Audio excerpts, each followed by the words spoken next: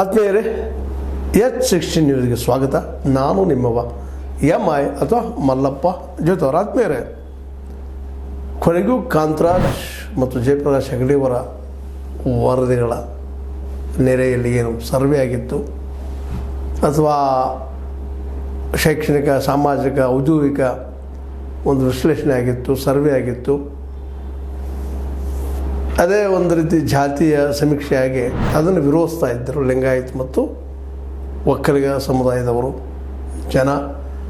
ಅದಕ್ಕೆ ಉತ್ತರ ಅನ್ನುವಂಗೆ ಇವತ್ತು ಯಾವ ಕಾರಣಕ್ಕೆ ನಾವು ಹಿಂದುಳಿದವರು ಅಂತ ಮಾಡಿದ್ದೀವಿ ಅನ್ನುವಂಥ ಒಂದು ವರ್ಗೀಕರಣವನ್ನು ಸಚಿವರ ಕೈಯಲ್ಲಿ ಬಿಡುಗಡೆ ಮಾಡಿದ್ದಾರೆ.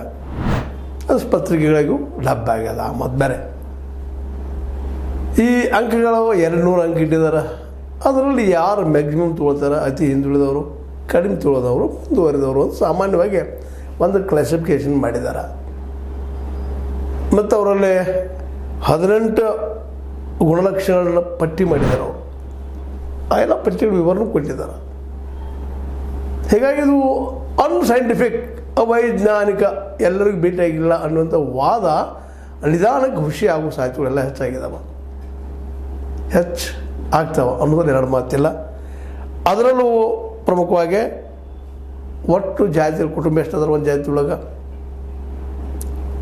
ಜಾತಿಯವರ ಜನಸಂಖ್ಯೆಯಲ್ಲಿ ಪುರುಷರು ಎಷ್ಟಿದ್ದಾರೆ, ಹೆಣ್ಣುಮಕ್ಕಳು ಎಷ್ಟಿದ್ದಾರೆ, ಲೈಂಗಿಕ ಅಲ್ಪಸಂಖ್ಯಾತರು ಎಷ್ಟಿದ್ದಾರೆ, ಎಷ್ಟು ಮಂದಿ ಯಾವ ಭಾಷೆ ಮಾತಾಡುತ್ತಾರೆ, ಆಧಾರ್, ಮತದಾರ ಗುರುತಿನ ಚೀಟಿ, ಬ್ಯಾಂಕ್ ಖಾತೆ ಹೊಂದಿದವರೆಷ್ಟು, ಮದುವೆಯಾದವರೆಷ್ಟು, ವಿಧವೆಯರೆಷ್ಟು, ವಿಧುರರು ಎಷ್ಟು, ಶಿಕ್ಷಣ ಪಡೆದವರೆಷ್ಟು, ಸಾಕ್ಷರತಾ ಮಟ್ಟ ಏನು, ಉದ್ಯೋಗಿಗಳು ನಿರುದ್ಯೋಗಿಗಳು ಎಷ್ಟು, ಸಾಂಪ್ರದಾಯಿಕ ವೃತ್ತಿ ಮಾಡುವವರು ಎಷ್ಟು, ಭೂಮಿ ಹೊಂದಿದವರು ಎಷ್ಟು, ಸಾಮಾಜಿಕ ಕಲ್ಯಾಣ ಯೋಜನೆಗಳ ಸೌಲಭ್ಯ ಪಡೆದವರೆಷ್ಟು, ವಸತಿ ರಹಿತರೆಷ್ಟು, ವಸತಿ ಇದ್ದರೆ ಎಂಥ ಮನೆ, ಅಡುಗೆ ವಿಧಾನ ಹೀಗೆ ಅಡುಗೆ ವಿಧಾನ ಏನು.